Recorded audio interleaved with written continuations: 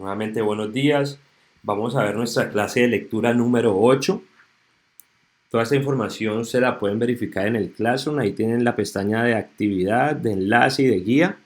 Para la clase de hoy vamos a trabajar la presentación desde la pestaña del enlace. Hoy tenemos un título bien interesante. Hoy tenemos un nivel de lectura crítico intermedio. Recordemos que empezamos las clases de lectura con un nivel básico. Ahorita hemos dado un pequeño escalón. Ahorita vamos en nivel medio, es decir, que necesitamos estar mucho más concentrados en el texto. Hemos dado un escalón, ya estamos analizando a otro nivel de profundidad. Entonces hoy vamos a hablar sobre la voz ajena en el discurso. Ese es el concepto clave de nuestra clase y así se llama el tema de hoy. La voz ajena en el discurso. Ese es el título que ustedes deberían poner en su libreta de apuntes. ¿Ok? ¿Cuáles son los objetivos que vamos a trabajar la clase del día de hoy? Aquí los tenemos también en la pantalla, ustedes los pueden observar. Los objetivos, tenemos un objetivo general y el propósito de este objetivo de aprendizaje es reconocer los procedimientos utilizados por el locutor para citar las voces de otros locutores en su propio discurso. Entonces, eso es un paso fundamental a la hora de construir un discurso. Reconocer esa voz ajena, identificarla y saberla citar. Porque estamos en un contexto educativo donde los estudiantes muy a la ligera van tomando cosas prestadas de páginas de internet, de fuentes de información y las ponen en unos textos y no citan la fuente, no la mencionan. Se están apropiando de conocimientos y de información que no es de nosotros, que no es de ustedes, para resolver una tarea. Ustedes tienen que citar la fuente siempre. Entonces vamos a aprender a identificar ese procedimiento, tanto para identificarlo como para utilizarlo en nuestros discursos. ¿Cómo puedo utilizar, cómo puedo citar a un autor? ¿Cómo puedo citar una fuente? ¿Esas fuentes de qué tipo hay? ¿Cuáles son sus características? ¿Listo? Y tenemos también aquí los objetivos específicos.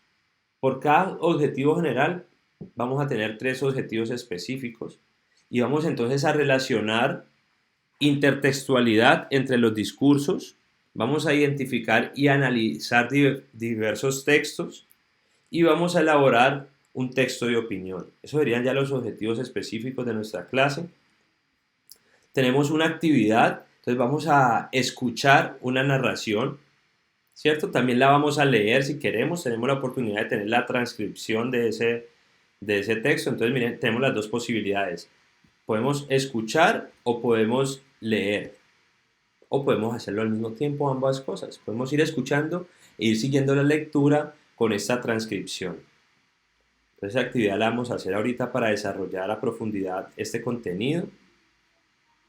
Y vamos a escuchar esta narración, como les decía, y vamos a desarrollar unas actividades en clase. Tenemos unas preguntas focalizadas en diferentes fragmentos del texto con el propósito y con la intención de identificar la importancia de los efectos de nuestras palabras, del modo que debemos utilizarlo y de la forma correcta de citar autores y fuentes de información. Entonces es muy importante identificar en un texto y en mi discurso quién dijo qué, de dónde proviene cierta definición, de dónde proviene esta cita que estoy mencionando, esta afirmación es de cierto autor, en qué contexto la dijo, supremamente importante. Para eso vamos a hablar de las modalidades del discurso. Entonces vamos a hablar de las modalidades del discurso. Vamos a tener 3 definiciones diferentes, las vamos a analizar y las vamos a comparar, ¿de acuerdo? También vamos a tener una parte donde vamos a estar descubriendo esas voces en el discurso a través de las diferentes plataformas y los diferentes tipos de textos que nos podemos encontrar en la actualidad. Así como hay diferentes tipos de textos, hay diferentes discursos y también hay diferentes públicos. Eso lo veníamos hablando con anterioridad. Entonces vamos a analizar ese contexto en el que se dan los discursos.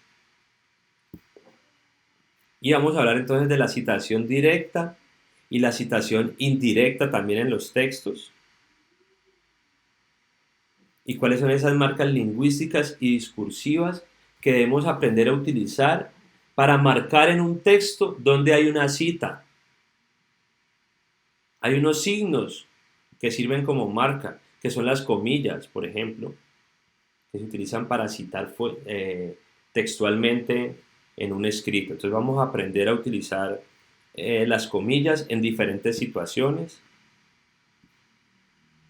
y tenemos unas actividades complementarias que están relacionadas con leer unos textos que están en internet y realizar unas actividades. Esa es la actividad que ustedes me van a presentar. Para eso entonces tendríamos que verificar nuestra actividad en el Classroom, la actividad número 8.